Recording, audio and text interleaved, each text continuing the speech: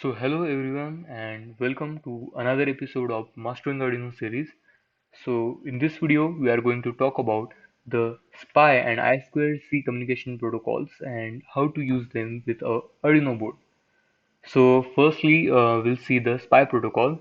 So great thing about the SPI protocol is firstly, you might have used that serial monitor function from the Arduino. So in the serial monitor, what we do is we use the UART type of protocol. UART stands for Universal Asynchronous Receiving and Transmission Protocol. So UART is a great protocol, but again, for some devices and sensors, you might wanna use different types of communication protocols because each communication protocol has its own advantage, right? So the great advantage with the SPI protocol is that it is a synchronous type of protocol. Like I said before, UART is a asynchronous type of protocol, and SPI is a synchronous type of protocol, which means it uses clock pulses, and the data is sent in sync with the clock pulses that are generated with the clock. So the data transmission is very fast because it is a full duplex type of communication protocol. That means the data can be sent and received at the same time. So it is very fast, and again, it uses four types of hardware lines. That is, you can see over here that this one is a clock, serial clock, and again, this one is MISO, this one is MOSI, and this one is slave select. So MISO stands for master in, slave out, and MOSI stands for master out, slave in. So this is for the master and slave. Means master is our board which we are going to connect, that is in this case it is Arduino board, and slave is basically your device that you are connected to the that you are going to connect to the Arduino board. And slave select line means if you have connected multiple types of devices, so to select a single device from those devices, you have to use a select line. That means you have to select that slave first, and then you can transfer or receive the data from that particular device. So it is a kind of disadvantage that for every device you have to use a different slave line. Now you can use this four hardware lines from here and over here too. So that is not a issue. So for this particular application, we are going to take a look over this example. So this is a shift register, that is 74 HC595.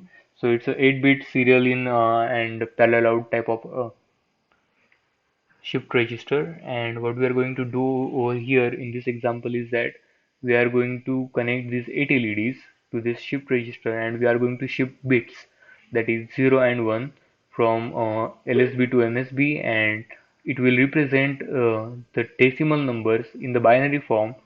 Like for 1, it will glow this LED and all the other LEDs will be turned off. And for 2, it will glow this LED and all the other LEDs will be turned off. Again for 3, it will glow these two LEDs. So likewise, right? So this is going to use 8 LEDs. So that means 8 means 256 decimals can be represented using this typical protocol. So I'll directly shift to the code. So I have used a library that is for this particular SPI interface that you can import from this section. Now it is a freely available library, so you don't have to download this library again.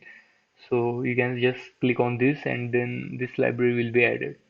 So now I have selected the slave, that is the port 2, and again I have declared the delay time as 50 microseconds in the universal variable. So it is not really necessary, you can directly put the 50 value in this delay function. So that is not an issue right now.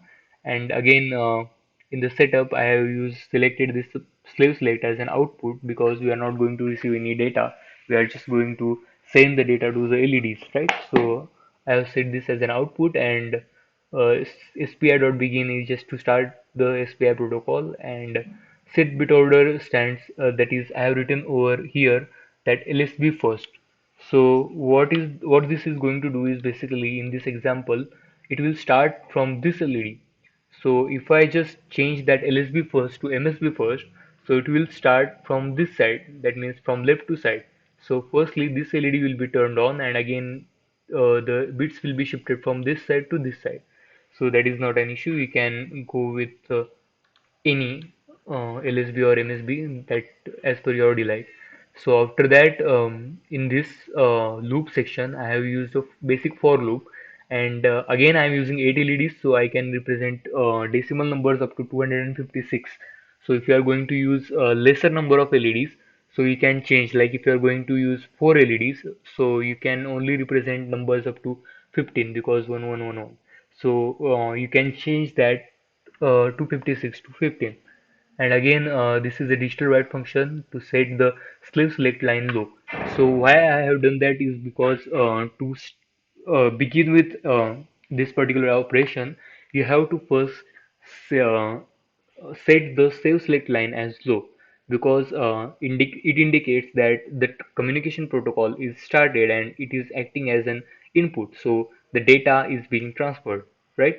So you have to set the slave select line as 0, that is low, to begin the data transfer, and after that you can transfer the data, that is the value of I, which you can see over here.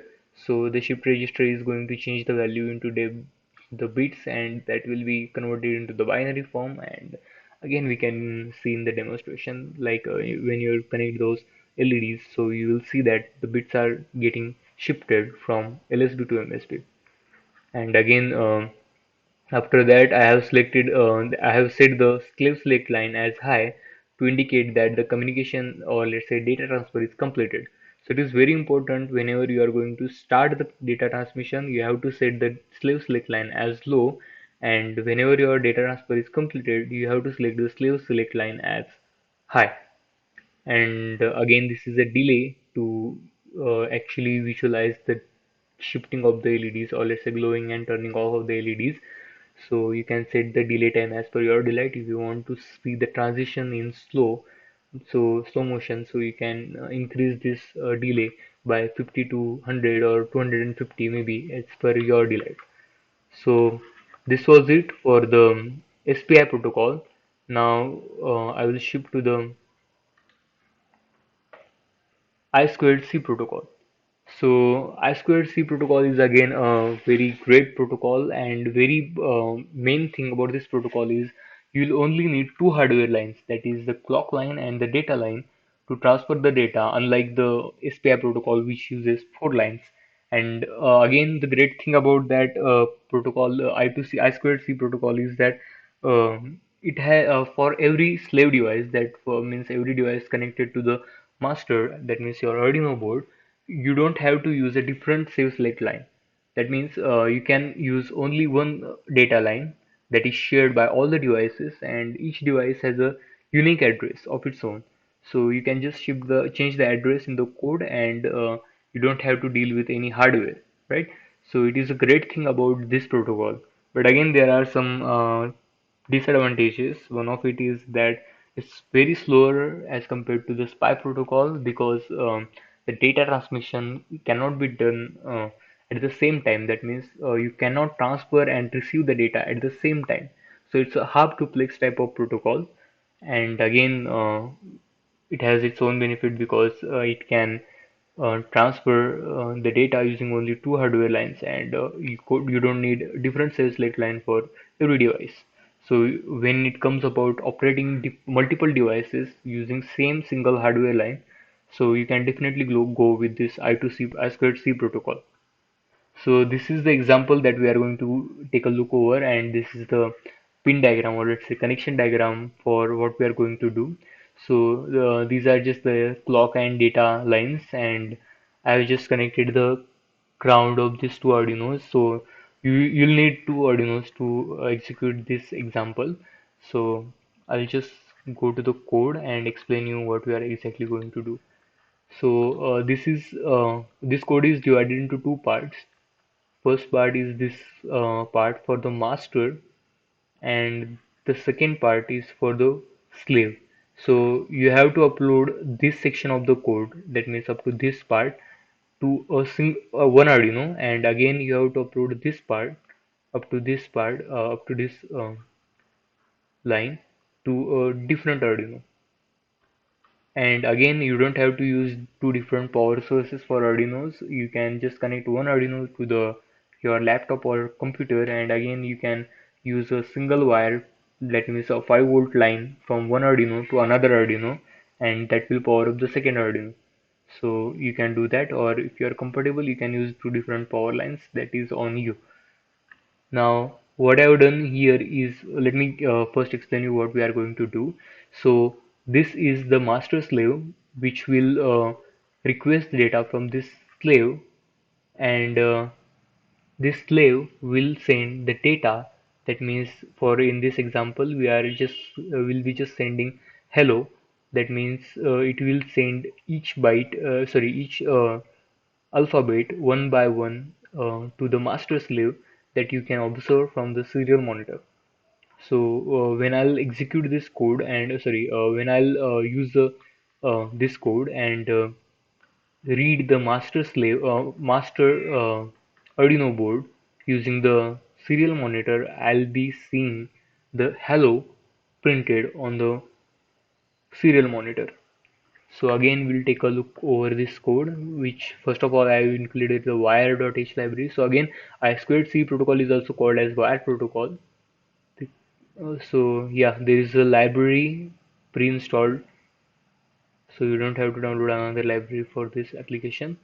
So in the setup loop, I have just initiated the wire protocol, which is I2C protocol, and again serial begin 960 is just for the serial monitor, right?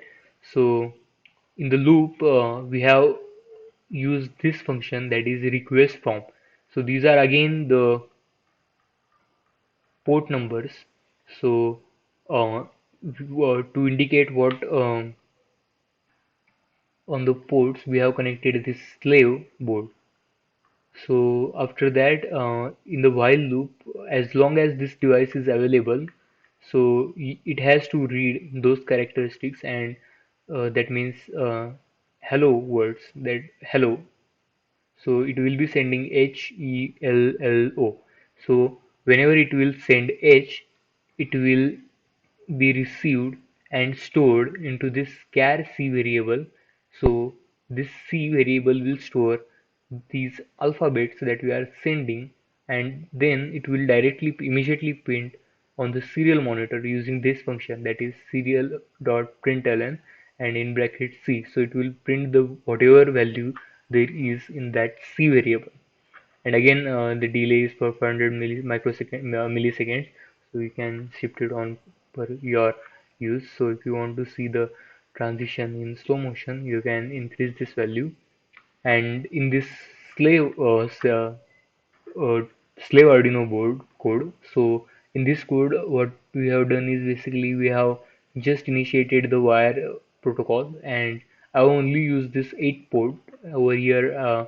We have requested from these two ports, that means 8 and 6, because there is clock and there is a data line. So yeah, there is just a clock, and again after that wire.on request event, so it will check the event and it will register it event. So I have written it in the comment, and again the delays of 100 microseconds milliseconds, so you can change it from your. And again in this request event subroutine, I have written the function, that is wire.write, and it will send this alphabet to the master slave. So it is a 6 byte message. So it will send this message to this master board, and again it will check so this while loop will run for checking the availability of the slave, and if it is sending any request, so that request will be checked by this master board using this function wire.available. And if it is sending something, then it will receive it and store it in this particular C variable, and it will print it on the serial monitor. So it's a very simple example of how we can use the I2C protocol using a master board and a slave board. So again, it is not really necessary that you will need two different Arduino boards every time you're going to use it for the I2C protocol. So you can use any example you would like for any application. For example, if you are going to use an RTC module, which is a real-time clock module, so for that particular application, you can go with this I2C protocol, and again, you can only use single Arduino, so it's not a compulsion. So you can use it for any type of application you want, but mainly it is very helpful whenever you are going to connect multiple types of devices to a single board, that means a single master board, and you want to operate all those devices without increasing the complexity of the wiring in between them. So you can only use two hardware lines, which first is the clock line and the second is the data line. And again, you can connect all those devices to a single data line. That means a shared connection between all those devices, and it will execute using the unique address for every device. So this was it for this video, and thanks for watching. And if you want to check other content related to the Arduino and microcontrollers, do watch my other videos as well. I have posted videos regarding covering every aspect of the Arduino and microcontrollers. So thanks for watching.